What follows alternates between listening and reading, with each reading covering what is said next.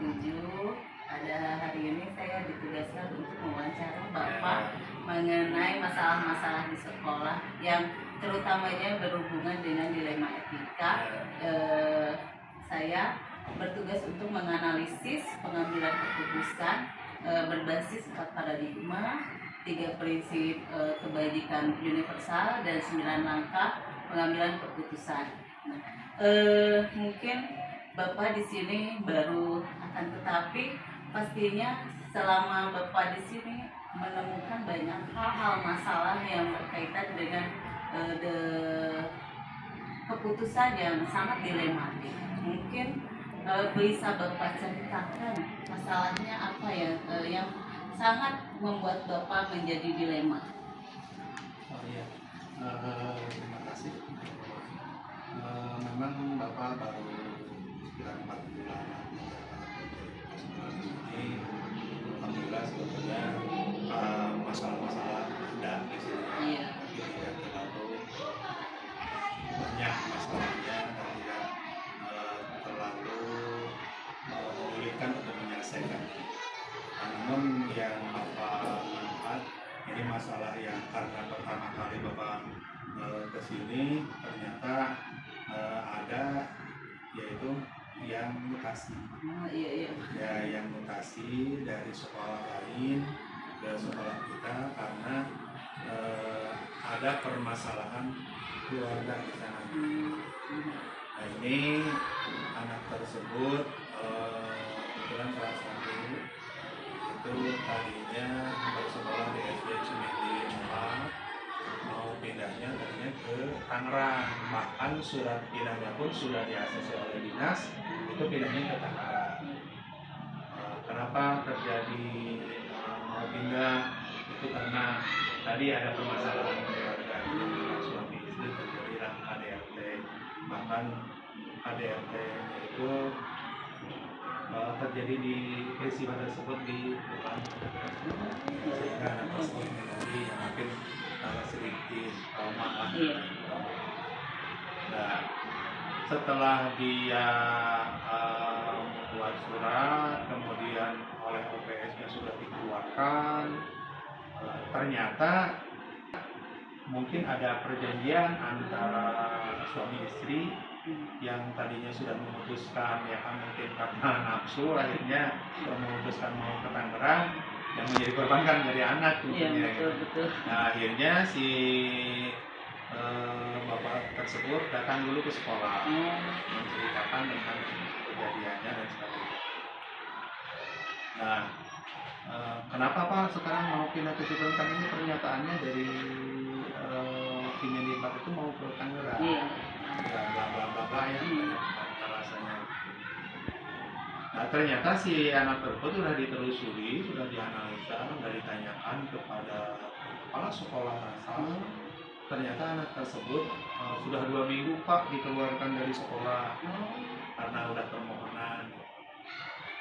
Nah, menurut keterangan orang tuanya bahwa anak tersebut tidak jadi pindah ke sana, ke Tangerang itu tidak jadi, dan si anak tersebut selama 2 minggu itu tidak belajar.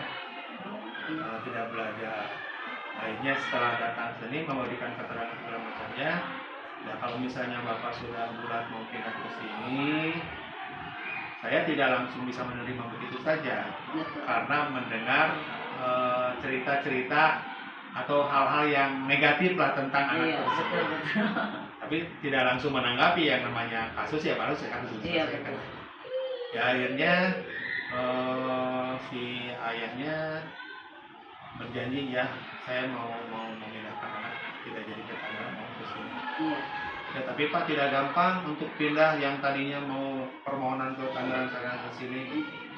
Tapi saya akan berusaha untuk menerima putra Bapak, karena daripada tidak belajar sama sekali, udahlah gini Pak, sekarang gini aja,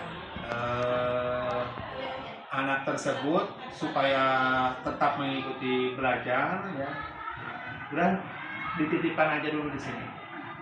Biar nanti untuk perpindahannya, untuk proses perpindahannya nanti kita lihat perkembangan. Ditanyakan kepada guru kelasnya, alhamdulillah ada perkembangan. Ya, bahkan anaknya yang tadinya tidak bisa berkomunikasi berkomunikasi, tidak mau bersosialisasi, akhirnya jadi bisa bersosialisasi, bisa komunikasi dengan temannya, bahkan belajarnya pun sudah mengalami perubahan. Kemudian mengenai absensi juga dia sudah ada peningkatan, jadi tidak sama sekali belum pernah bolos. Nah, itu. Alhamdulillah ya, Ya, ada Bapak sungguh perubahan. luar biasa, bijaksana sekali. Mungkin selama ini Bapak menjalankan keputusan di sekolah yang dipimpin, terutama untuk kasus tadi ya, Ya. anak yang ngerhasi. Nah, ada dua kepentingan yang sama, yaitu benar dengan benar sama-sama Ya. mengandung nilai Ya. kebajikan, yaitu Bapak memutuskan hal itu karena kepentingan anak juga. Iya, ya. jadi ada dua kepentingan lah. Ya. Ya istilahnya di sisi lain, yang satu ada ketakutan juga karena mendengar cerita si anak tersebut di waktu di SD Cimindi 4 itu bla bla bla bla bla gitu ya, tentang sesuatu yang negatif gitu ya, sesuatu yang negatif. Tapi kan negatif tentu harus diselesaikan juga ya. Nah, tentang hal yang positifnya saya gitu, kasihan juga anak sudah 2 minggu tidak belajar gitu. Apalagi ini kan kelas 1 anak yang baru gitu. Jadi kalau misalnya anak tidak belajar silakan tertinggal. Ya, akhirnya udahlah Pak, untuk surat-surat mana nanti aja. Sok yang penting anak belajar dulu. Lihat perkembangannya. Kalau misalnya anak ternyata sudah bisa beradaptasi, sudah betah di sekolah ini, nanti kita urus bersama untuk penyelesaian surat menyurat. Jadi betul-betul lebih mementingkan kepada kebutuhan anak. Nah, langkah-langkah atau prosedur seperti apa yang biasa Bapak lakukan selama ini? Prosedur saya ya yang pertama saya menanya dulu kepada orang tuanya, kepada anaknya. Iya.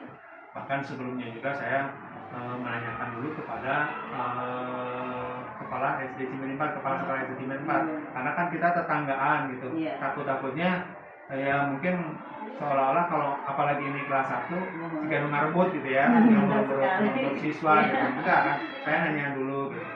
Bahkan dia istilahnya mempengaruhi saya gitu. Pak Riyad jangan langsung menerima begitu saja, tapi ya insya Allah lah saya akan mempertimbangkan jalannya. Nah, yang pertama saya berkomunikasi dulu dengan ibu, kemudian kepada orang tuanya, terutama kepada ayahnya, dengan ibunya mau ketemu, kemudian kepada anaknya nanya dulu. Setelah itu kemudian juga yang selanjutnya saya bertanya ke guru kelas yang mau dititipkannya gitu ya, ke guru kelas, kemudian kepada guru-guru yang lain juga saya karena seperti ini bagaimana, yaitu keputusan ada di tangan Bapak, tapi saya mau mendukung. Nah kemudian juga kepada OPS, selama semuanya keputusan ada di Bapak, hanya saya mendukung. Jadi sudah ada dukungan dari semua pihak, akhirnya saya memutuskan untuk menitipkan dulu anak ini selama dia bisa beradaptasi. Selama kurang lebih 2 bulan dititipkan di sini. Hal-hal apa saja yang selama ini Bapak anggap efektif dalam pengambilan keputusan pada kasus tersebut? Ya ini kenapa ini dikatakan yang efektif ya, yang efektif ya, karena kalau kita langsung memutuskan langsung ya, ada kasus langsung memutuskan ya mungkin nanti akan merugikan semua pihak ya. Yang mungkin gurunya juga, nah, kenapa Pak ini anak ini langsung dititipkan sini ya. Kemudian ya mungkin kepala sekolahnya juga yang tadinya yang sudah memberikan informasi ke saya, yang mungkin juga makin dari mana gitu ya. Jadi banyak sekali ini ya akhirnya jadi pertimbangan tersebut itu adalah dijadikan bahan untuk memutuskan masalah. Jadi barusan ada tantangan mungkin hal apa saja yang selama ini merupakan tantangan Bapak dalam mengambil keputusan. Ya ini tantangannya ya memang ada dua sisi negatif dan hal positifnya. Nih, sisi negatifnya karena ditakut-takuti oleh kepala sekolah tersebut bahwa anak ini begini, awas Pak Ruyat jangan dulu langsung menerima. Itu kan suatu Iya. tantangan juga Tantangan, kan betul, ini betul. apakah bisa ini Iya. menyelesaikan seperti ini. Nah kemudian sisi lainnya, sisi positifnya, saya sebagai pimpinan harus memberikan keputusan yaitu bahwa anak tersebut harus belajar, Iya. karena ya sesuatu yang tidak baik harus menjadi baik. Ya, jadi bukan berarti yang tidak baik kemudian kita juga orang tuanya, terutama kepada ayahnya, atau dengan ibunya mungkin pernah ketemu, kemudian kepada anaknya nanya dulu.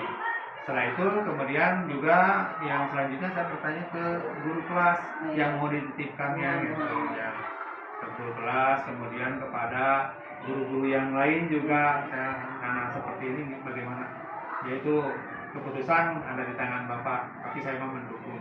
Nah kemudian juga kepada OPS, sama semuanya keputusan ada di Bapak, hanya saya mendukung. Jadi sudah ada dukungan dari semua pihak, akhirnya saya memutuskan untuk menitipkan dulu anak ini selama dia bisa beradaptasi, selama kurang lebih 2 bulan dititipkan di sini. Hal-hal apa saja yang selama ini Bapak anggap efektif dalam pengambilan keputusan pada kasus tersebut?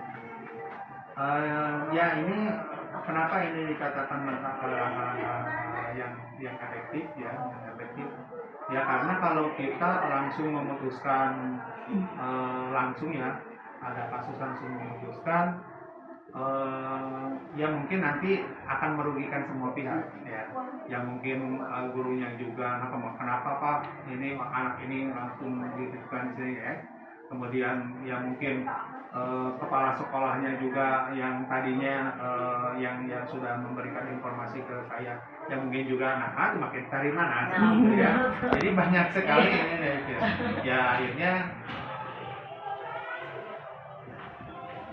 akhirnya jadi pertimbangan tersebut itu adalah dijadikan bahan untuk memutuskan masalah. Jadi barusan ada tantangan mungkinnya Ya. apa saja yang selama ini merupakan tantangan Bapak dalam mengambil keputusan? Ya ini tantangannya ya memang ada dua sisi negatif dan hal positifnya. Nih, sisi negatifnya karena ditakut-takuti oleh kepala sekolah tersebut bahwa anak ini begini, awas Pak Ruyat jangan dulu langsung menerima. Itu kan suatu tantangan juga kan ini apakah bisa ini menyelesaikan seperti ini. Nah kemudian sisi lainnya, sisi positifnya, saya sebagai pimpinan harus memberikan keputusan yaitu bahwa anak tersebut harus belajar, karena ya sesuatu yang tidak baik harus menjadi baik. Ya, jadi bukan berarti yang tidak baik kemudian kita juga setelah sentimen 4, karena kan kita tetanggaan gitu, takutnya ya mungkin seolah-olah kalau apalagi ini kelas 1 jika ngarebut gitu ya, untuk siswa gitu, enggak kan, saya nanya dulu gitu. Bahkan dia istilahnya mempengaruhi saya gitu, awas Pak Ruyat jangan langsung menerima begitu saja, biar ya insya Allah lah saya akan mempertimbangkan jalannya. Yang pertama saya berkomunikasi dulu dengan ibu, kemudian kepada orang tuanya, terutama kepada ayahnya, atau dengan ibunya mungkin pernah ketemu, kemudian kepada anaknya nanya dulu.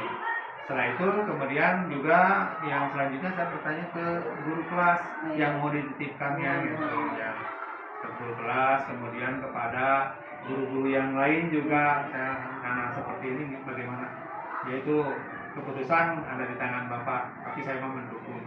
Nah kemudian juga kepada OPS, sama semuanya keputusan ada di Bapak, hanya saya mendukung. Jadi sudah ada dukungan dari semua pihak, akhirnya saya memutuskan untuk menitipkan dulu anak ini selama dia bisa beradaptasi, selama kurang lebih 2 bulan dititipkan di sini. Hal-hal apa saja yang selama ini Bapak anggap efektif dalam pengambilan keputusan pada kasus tersebut? Ya ini kenapa ini dikatakan yang efektif ya, yang efektif. Ya karena kalau kita langsung memutuskan langsung ya, ada kasus langsung memutuskan, ya mungkin nanti akan merugikan semua pihak ya. Ya mungkin gurunya juga, nah, kenapa Pak ini anak ini langsung dititipkan sini ya. Kemudian ya mungkin kepala sekolahnya juga yang tadinya yang sudah memberikan informasi ke saya, yang mungkin juga nah makin cari mana gitu ya. Jadi banyak sekali ini ya akhirnya apa nih? Jadi pertimbangan-pertimbangan tersebut itu adalah dijadikan bahan untuk memutuskan masalah. Jadi barusan ada tantangan mungkinnya Ya. apa saja yang selama ini merupakan tantangan Bapak dalam mengambil keputusan. Ya ini tantangannya ya memang ada dua sisi negatif dan hal positifnya. Nih sisi negatifnya karena ditakut-takuti oleh kepala sekolah tersebut bahwa anak ini begini, awas Pak Ria jangan dulu langsung menerima. Itu kan suatu dua sisi negatif dan hal positifnya. Nih sisi negatifnya karena ditakut-takuti oleh kepala sekolah tersebut bahwa anak ini begini, awas Pak Ria jangan dulu langsung menerima. Itu kan suatu tantangan juga kan ini apakah bisa ini menyelesaikan seperti ini. Nah, kemudian sisi lainnya, sisi positifnya, saya sebagai pimpinan harus memberikan keputusan yaitu bahwa anak tersebut harus belajar, harus belajar, karena ya sesuatu yang tidak baik harus menjadi baik. Ya, jadi bukan berarti yang tidak baik kemudian kita juga istilahnya memprovokasi untuk tidak baik atau tidak akan selesai masalah tersebut. Jadi yang tidak baik mudah-mudahan menjadi baik. Pertanyaan selanjutnya, apakah Bapak memiliki sebuah jadwal tertentu dalam menyelesaikan kasus ini? Kemudian apakah Bapak langsung menyelesaikannya di tempat atau memiliki sebuah jadwal untuk menyelesaikannya? Dan bagaimana bentuk prosedurnya? Oke. Kalau untuk penjadwalan Bapak tidak membuat jadwal khusus gitu. Untuk jadwal khusus hari ini, bulan ini atau tanggal ini tidak. Tapi Bapak punya jadwal secara tidak tertulis ya dengan langkah-langkah satu setelah anak tersebut mengikuti belajar selama 2 bulan ini, yang pertama saya selalu berkonsultasi dengan guru kelasnya, menanyakan kepada guru kelasnya apakah anak tersebut sudah mengalami perubahan. Ternyata alhamdulillah sudah mengalami perubahan, bisa berkomunikasi, bisa bersosialisasi, bahkan belajarnya pun meningkat, kemudian absensi pun rajin. Itu yang pertama. Kemudian yang kedua, kemudian langkah yang selanjutnya saya konsultasi dengan OPS, OPS juga konsultasi, kemudian juga dengan OPS yang di tingkat pusat, saya konsultasi dengan beliau karena kan tadinya anak tersebut pindahnya mau ke Tangerang, ternyata tidak jadi. Akhirnya kan kita harus merubah surat yang kepindahan tadi gitu, yang terjadi di Tangerang jadi harus ke Cibudeung Manalisa. Jadi semua pihak saya lakukan. Jadi Bapak dalam mengambil keputusan juga maksudnya di tingkat pusat, saya konsultasi dengan beliau karena kan tadinya anak tersebut pindahnya mau ke Tangerang, ternyata tidak jadi. Akhirnya kan kita harus merubah surat yang kepindahan tadi gitu, yang terjadi di Tangerang jadi harus ke Cibudeung Manalisa. Jadi semua pihak saya lakukan. Jadi Bapak dalam mengambil keputusan juga maksudnya tidak terjadwalkan. Tidak terjadwalkan. Jadi ketika